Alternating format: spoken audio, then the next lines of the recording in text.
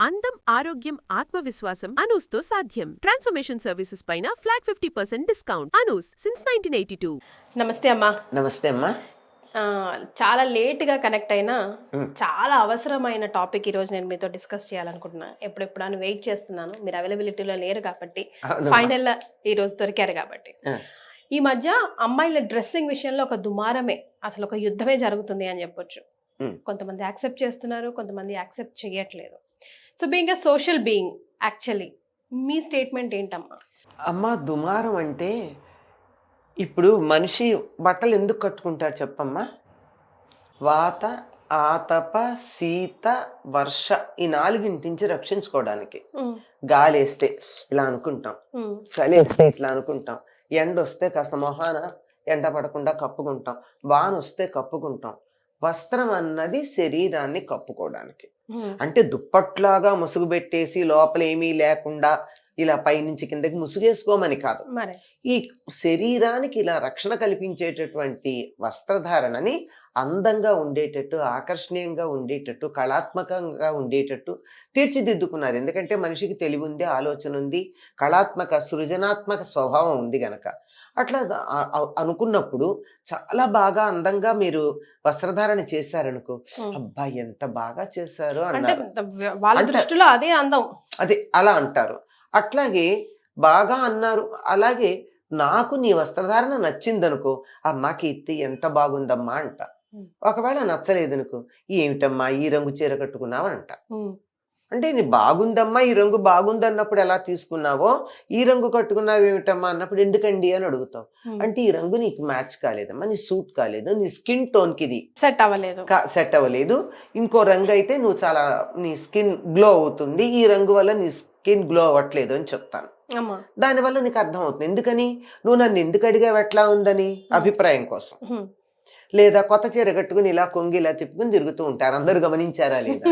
ఇవన్నీ ఎందుకంటే ఒకటి మౌలికమైనటువంటి అవసరం వస్త్రధారణే అయినా, ఒంటిని కప్పుకోవడం రక్షణ కోసమే అయినా, ఈ రక్షణగా ఉన్నటువంటిది 10 మందికి ఆకర్షణీయంగా ఉండేటట్టు కూడా మానవుడు ధరించటం జరుగుతోంది. కానీ నేను ఒక ఆడవాళ్ళ గురించి చెప్పట్లేదమ్మా, మగవాళ్ళైనా అంతే, ఆడవాళ్ళైనా అంతే. మగవాళ్ళైనా గాని సరిగ్గా బట్టలు వేసుకోకుండా తిరిగి తెచ్చి అంటామా అనమా? అంటాం, ఖచ్చితం అనాలి. ఎవరికైనా ఒకటేనమ్మా. ఇప్పుడు ఒక్క విషయం ఎందుకు వస్తుందంటే, ఆడవాళ్ళ గురించి ఒకడు మా వ్యాఖ్యానం చేశారు కనుక అందరూ పట్టించుకుని బాధపడుతున్నారు. కానీ అలాగే అంతకుముందు ఒక ఆయన గురించి కూడా అలాగే వ్యాఖ్యానం చేశారు కదా, నేను నూడ్గా ఉంటాను అంటే. చేశారా లేదా? చేశారు. మరి ఇప్పుడు మగజాతంతా ఎదిరించిందా ఆయన్ని? అంటే పాయింట్ ఎక్కడ వస్తుందంటే, ఇంకా కూడా 20th సెంచరీలో కూడా ఆడవాళ్ళు ఇలాగే కట్టుకోవాలి, ఇలాగే ఉండాలి, అలాగే ఉండాలని ఎందుకు చెప్తారు? మగవాళ్ళు మీరు వాళ్ళని చూడకండి, మీరు కరెక్ట్ గా ఉండండి, మీరు సరిగ్గా పెరగండి. పాయింట్ చెప్పండి అమ్మా. నూడ్గా పోజ్ ఇచ్చినప్పుడు ఆయన్ని కామెంట్ చేశారా లేదా? మగవాళ్ళు ఇలా ఉండకూడదని ఎవరన్నా ఒక మాట చెప్పారా? ప్రత్యేకంగా మగ అని ఏం చెప్పలేదే. ఇక్కడ కూడా అంతే, ఎక్కడైనా అంతే. ఆడ మగ సంబంధం కాదమ్మా, ఒక సభ్యత అని ఒక పదం ఉంది. మనం వ్యక్తులం అయినా కానీ మనం ఎలాంటి వ్యక్తులం? జంతువుల్లాగా ఒకళ్ళతో ఒకళ్ళకి సంబంధం లేని వ్యక్తులం కాదు, సామాజిక జీవులం. Social man is a social animal అన్నారు. అట్లాంటప్పుడు నువ్వు సోషల్ యానిమల్ అయినప్పుడు సోషల్ నార్మ్స్ ఏవైతే ఉన్నాయో వాటిని కొంతవరకన్నా పాటించాలి కదా. అదే మళ్ళీ that applies to the other people also కదా, అందరికీ వర్తిస్తుంది. అది నేను చెప్పేది. మీకు చాలా మంది అర్థం చేసుకునే విషయం ఏంటంటే, నేను చెప్పే స్టేట్మెంట్ సోషల్ నార్మ్ అనేది ఒక్క ఆడవాళ్ళకి మాత్రమే కాదు అని నేను చెప్తున్నా, మగవాళ్ళకి కూడా ఉంది. ఎవ్వరైనా సరే సభ్యంగా వస్త్రధారణ చేసుకుని బయటికి రావాల్సిందే. అలా లేకుండా మగవాళ్ళు తిరిగితే ఊరుకుంటారమ్మా? పిచ్చివాడంటల్లా రాళ్ళేసి కొడతారా లేదా పిల్లలు పిచ్చివాడని? ఎవరికైనా అంతే. అంచేత వీళ్ళకి వాళ్ళకని కాదు, అందులోనూ ఏమంటే భద్రపరచుకోవలసినటువంటి, భద్రంగా ఉంచవలసినటువంటి అవయవాలు స్త్రీలకు ఎక్కువ ఉన్నాయి గనక కొంచెం ఎక్కువ జాగ్రత్త తీసుకోవాలి. దీనికి ఎంత సంప్రదాయం గురించి మనం మాట్లాడితే, మీరు చాదస్తం అది అన్నా కానీ మన దేశంలో, మన సంస్కృతిలో, మన సనాతన ధర్మంలో స్త్రీలకు ఉన్నటువంటి అవయవాలకి ఎంతటి పురుషులకి లేక స్త్రీలకి మాత్రమే ఉన్న అవయవాలకి ఎంతటి గౌరవం ఇచ్చారు అంటే మగవాళ్ళు సాష్టాంగ నమస్కారం చెయ్యొచ్చు కానీ ఆడవాళ్ళని చెయ్యక్కర్లేదన్నారు. ఏమ్మా ఎందుకు చేయక్కర్లేదన్నారు? ఈ పొట్ట నేలకి తగలకూడదు, ఎంతో మందికి జన్మస్థానం అది. తర్వాత ఈ గుండెలు నేలకు తగలకూడదు, ఎంతో మందికి పోషక స్థానం అది. కనుక ఆ రెండింటికి గౌరవం ఇచ్చారు గనక అవి నేలకి తగలకూడదని దేవుడికి నమస్కారం చేసే చోట కూడా చెప్పినటువంటి సంస్కృతిలో దాన్ని ఒక పక్కన బాగుందని అనుకుంటూనే మరి దీన్ని మేము వీటిని కూడా వీధిన పడేసుకున్నట్టుగా ఉంటాము అంటే అది ఎవరికి వాళ్ళు ఆలోచించుకోవాలమ్మా. ఇంకోళ్ళ చేత చెప్పించుకోవడమే సిగ్గుచేటు. తర్వాత నేను గమనించింది ఏమిటంటే ఈ దుమారంలో ఏ సందర్భంలో ఎవరి గురించి అన్నారో వారు కాక మరికొంతమంది ఎవరో ఈ సందర్భానికి చందని వాళ్ళు కొద్దిగా భుజాలు తడుకున్నట్టు కనపడింది. అనవసరమేమో ఇలాంటి విషయాల జోలికి వెళ్లకుండా ఉండడం మంచిది.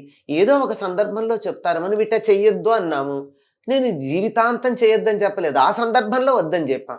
ఏదో ఒక సందర్భంలో ఒకళ్ళు అన్నటువంటి మాట పట్టుకుని అది సార్వజనికమైనటువంటిది అని చెప్పి అన్ని చోట్లకి అన్ని కాలాలకి అన్నింటికి వర్తింప చేయటం కన్నా దాన్ని అక్కడికి వదిలేయడం చాలా మంచిది. ఇలాంటివన్నీ కూడా ఉపేక్ష మాత్ర దండ్యులు అని కొంతమందిని గురించి అంటారు. అలాగే ఇటువంటి మాటలు కూడా ఉపేక్ష చేస్తే కాలగర్భంలో కలిసిపోతాయి. వాటిని గురించి పెద్దగా రచ్చ చేసి అది పెద్ద గొప్పదిగా చెయ్యక్కర్లా. అంటే యూత్ కి కన్ఫ్యూజన్, పిల్లలకి కన్ఫ్యూజన్, ఏది కరెక్ట్ ఇదా అదా? పిల్లలకి కన్ఫ్యూజన్ ఏమిటమ్మా? క్లారిటీ లేదా? ఇలా వేసుకుని తను బయటికి వెళ్ళడానికి ఇష్టపడుతుందా ఏ అమ్మాయి అన్న? ప్రేరేప చెందిన వాళ్ళు ఉన్నారు కదమ్మా, లేరు కదా చెప్పండి. అంటే ఒకరిని చూసి ఒకరి ఈజీగా పిల్లలు ఇంకా లేదమ్మా. చాలా మంది పిల్లలు ఎక్కడో కొద్ది మంది తప్ప, ఇంకా వాళ్ళు ఎలా అని నేను చెప్పలేను, ఆ పదం సరైన పదం వాడడానికి రాక ఆపేశాను నేను. చాలా మంది పిల్లల్ని ఇట్లా వేసుకుని వెళ్ళమంటే వెళ్ళరమ్మా. సో మనం ఏ కోవకి చెందిన వాళ్ళము మనమే. ఎవరిష్టం వాళ్ళదమ్మా. ఎవరిష్టం వాళ్ళదన్నప్పుడు ఎవరిష్టం వాళ్ళది అనడం కూడా రైట్ కాదు. నేను అనేది అది ఎవరిష్టం వాళ్ళది అన్నది నమ్మారనుకో, నువ్వు ఈ రకంగా వస్త్రధారణ చేసుకోవడం నీ ఇష్టం, ఓకే, నాకు ఇది నచ్చలేదు అని చెప్పడం నా ఇష్టం, యాక్సెప్ట్. నాకు ఇష్టం లేదా? నీకే నా ఇష్టాలు, నాకు ఇష్టం లేదా? ఇది బాగుండలేదు, ఇది పద్ధతి కాదు అని నేను అన్నాను, అయినా నా ఇష్టం అంటే ఏం మాట్లాడాం. నువ్వెవరు నాకు చెప్పడానికి అన్నది తప్పొచ్చింది. నీకు ఒక రకమైనటువంటి వాదన చేయడానికి నీకు అధికారం ఉన్నప్పుడు అది మంచో చెడో చెప్పే అధికారం నాకెందుకు లేదు? నీకెంత స్వాతంత్ర్యం ఉందో ఈ దేశంలో నాకు అంతే స్వాతంత్ర్యం ఉంది.